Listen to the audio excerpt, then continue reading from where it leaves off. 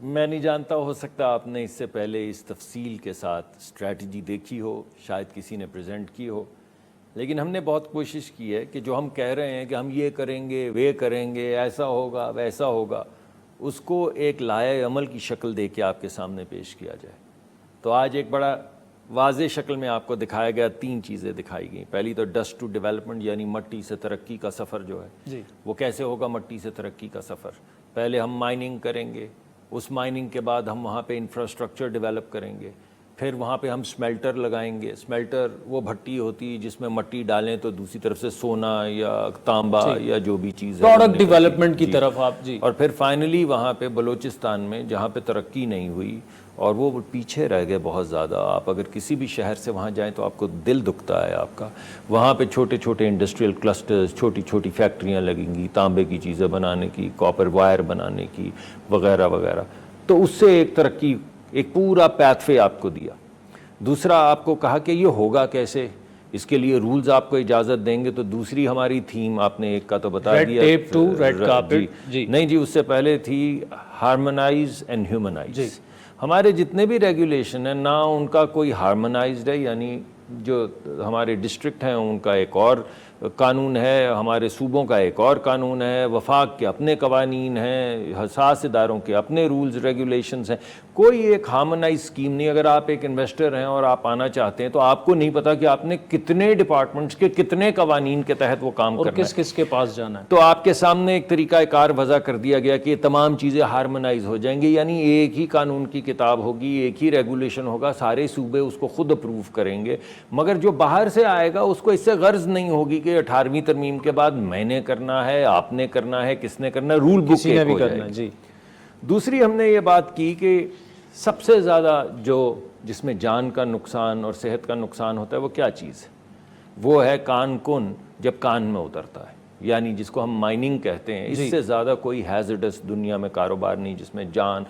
چھت گر گئی۔ اور پاکستان کا ڈاکٹر صاحب ٹریک ریکارڈ بھی کچھ زیادہ بہتر نہیں ہے، 2 سالوں میں 300 ورکرز وی ہیو لاسٹ۔ میں یہی کہہ رہا ہوں کہ کان کی چھت گر گئی، 30 لوگ مر گئے۔ وہ ایسے جیسے کوئی تماشا ہے، کوئی انسان نہیں تھے، وہ گر گئے تو مر گئے۔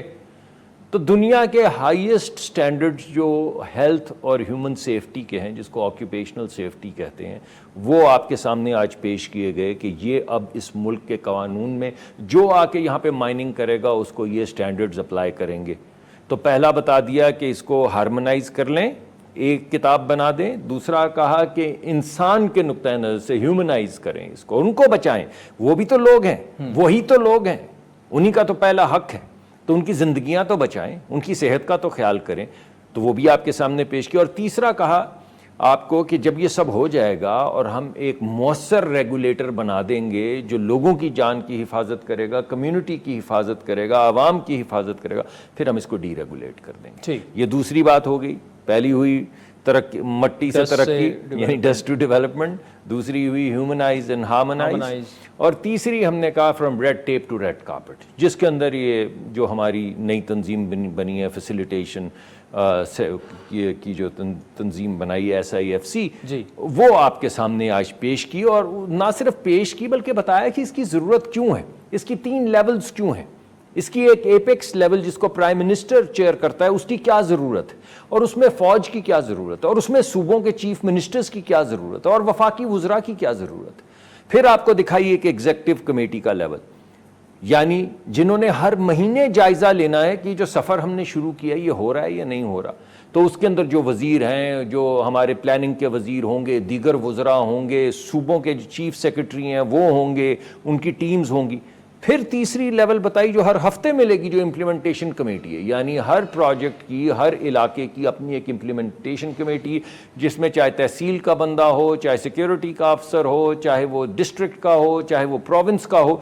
جن لوگوں نے اصل میں کام یہ امپلیمنٹ کرنا ہے ان لوگوں کی تنظیم، یعنی 3 سٹرکچرز آپ کے سامنے رکھ دیے کہ اس وجہ سے اس کی ضرورت ہے۔ اور پھر آپ کو یہ ایگزامپل دی کہ پاکستان اکیلا نہیں ہے، پاکستان اکیلا نہیں ہے، فن لینڈ آگے بڑھا ہے اس ریس میں صرف اس وجہ سے کہ انہوں نے اس طرح کی ایک کاؤنسل بنائی ہوئی، آئرلینڈ آگے بڑھا اسی وجہ سے، سنگاپور آگے بڑھا اسی وجہ سے، 1 ونڈو آپریشن 3 ممالک نے کی، اور اب مڈل ایسٹ سارا کر رہا ہے۔